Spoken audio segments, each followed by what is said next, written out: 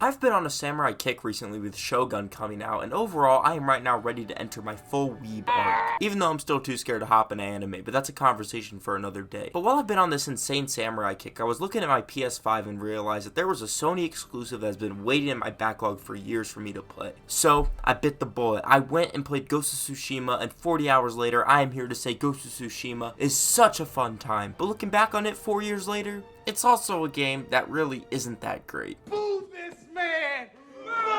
Okay, calm down, let's pull ourselves together, and let's actually look at why we all love Ghost of Tsushima, even though it kinda sucks. Now, Ghost of Tsushima follows a samurai on the island of Tsushima as he fights off single-handedly the entire Mongol army that is invading. Slowly though, as they get tougher, we follow our samurai Jin as he transforms from an honor-bound samurai into the Ghost of Tsushima. Now off the bat, let's just start talking about why I love this game, and just look at it. You already know why. This is one of the best looking games ever made. I wouldn't say it's the best looking game I've ever played, I'm not gonna go that far. I think Arkham Knight and even Red Dead 2, which came out before this game, looked better, but they also look better than nearly every other game, so that's not really fair. But Ghost of Tsushima is the Michael Bay of video games. It looks amazing, the saturation in every scene is cranked to the max. Every scene, whether it's a duel or riding through flowers, is the best looking scene of the entire game. Now, does that also mean that this game has syndrome, where if everything's special, nothing is? That is correct. But also, would I prefer a game that always looks beautiful over a game that looks like a doggy's butthole? Also correct. Ghost of Tsushima is a game that has its beauty and its serenity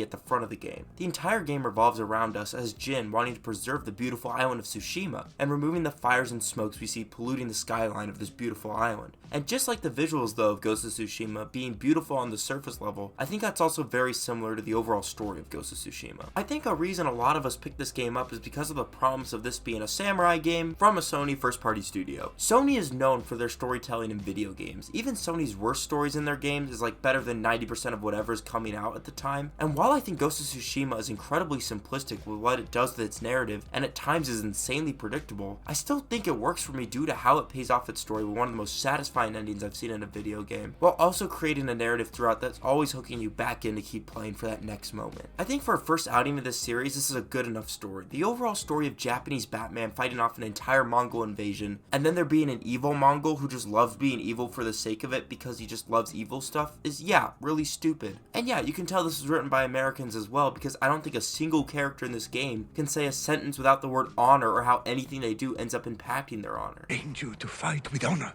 Honor died on the beach. Them as a warrior with honor. Destroy their weapon with honor.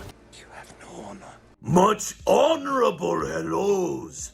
I am very honored to be a true samurai. And on this game's surface, I should not like this story. It's so normal and contrived and so repetitive. But also, at the same time, there's so much cool stuff in this story with the visuals and blocking and cinematography and some of these scenes, ooh, I'm conflicted. This game has just so many neuron activating scenes and moments where you just go, ooh, and I can't explain it. But when you get out of those moments and your monkey brain turns off and you're writing a script at 4 in the morning, sure, this game does not stack up with games narratively that are much better than it. But also, I just love being a samurai who decapitates people and then leads huge sieges with the people I've rallied for the entire game against a huge castle. This is a game that's working fully at its peak when you're completely in the moment of gameplay without thinking at all about what is going on around you. Because when you are in the flow with the combat, slashing and swiping through enemies as they gargle on their last moments while you're hitting a combo real quick, as you're swapping through all of your weapons as beautiful leaves rain down around you, Ghost of Tsushima at that moment feels like the best game you've ever played. And I think that's something I think more of us should appreciate about Ghost of Tsushima, which is the game's combat,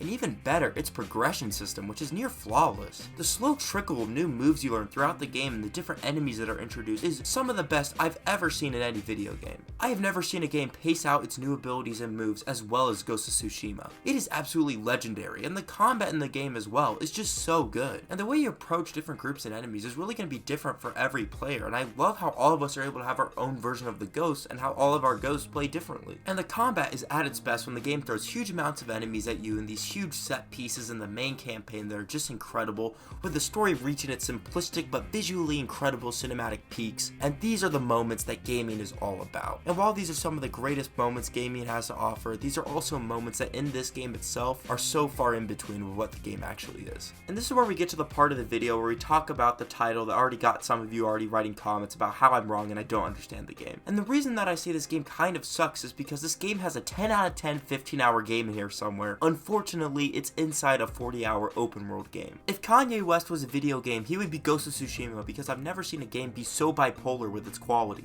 I feel like I'm going insane while I'm playing this game because I'm like Two-Face, flopping back and forth from whether I love this game after I play an incredible Duel Under the Leaves, or if this is a derivative cash grab after I've raided my 43rd Mongolian camp that are all the same, just copy and pasted around the map. The entire game operates on the idea of being the coolest samurai movie that you get to play. That is the entire selling point. And when we're doing anything that feels like fluff or something we could have skipped by in a movie, we feel cheated on that initial promise. And it adds a Ubisoft flair to the game, which is the last thing you want this game to be compared to. Because this is an incredible game that's stuck in a pretty decent open world game, and it could have been so much better. But the reason that it falls short of being a masterpiece of a game is because the structure. This should not have been an open world game at all, because there simply isn't enough creative ideas and focus to sustain a world of this size. We have a simple and fun idea of a samurai getting revenge and saving the island of Tsushima, but that is not a story big enough for a huge open world game. The best sections of this game are already linear anyway. Why not lean into that samurai film we get to play even more? I'd love if this game was more structured, instead having incredible on-rail story missions, instead of only having around 5 to 10 hours of really good story missions scattered across a 40-hour game,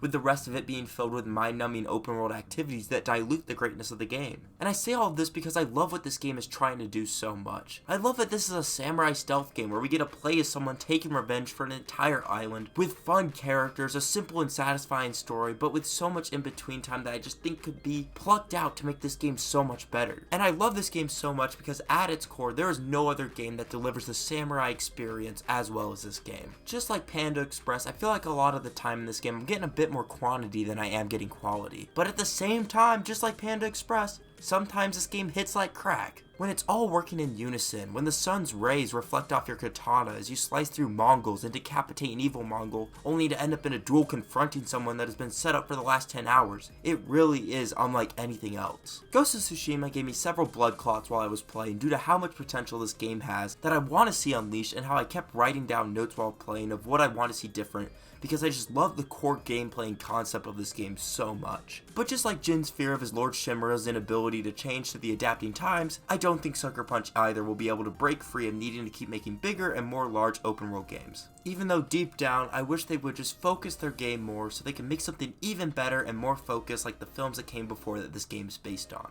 I love Ghost of Tsushima personally, even though I think it's very flawed, but I think it's a must play for anyone that looks at this and has any interest in it, because you'll have a blast somewhere in this game. I can't promise it'll be the entire time, but somewhere you'll have fun. But even after writing and editing and making this entire video, looking back on my 40 hours of gameplay and my 10 hours of putting this video together at least, I'm still wondering if I like this game. So I guess this is where everyone's gonna hate me, because I'll give you my final opinion on this game. I don't think it's great, I don't think it's bad, it's a 5 out of 10 game. I know, you can boo me all you want, I know, I get it. Jeb Bush centrists, rise up with me.